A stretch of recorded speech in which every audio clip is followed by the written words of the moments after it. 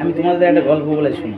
আজকের দিনে ছেলে বৌমা কিভাবে শাশুড়ির কেয়ার রাখে।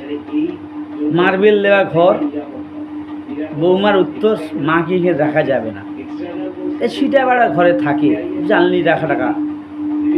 সে ঠাকুমা নিজেই রান্না করে নিজেই খায়। একটা মাটির সরা নিয়ে ছিল, ঘরে বিতল থালাও দেয় না, সেটা নিয়ে খাওয়া দাওয়া করে ধুইতে গেছে। ধোয়া জলে পা পিছলে ধুয়ে আসার ফলে পা পিছলে পড়ে যাচ্ছে। নাতি বলছে,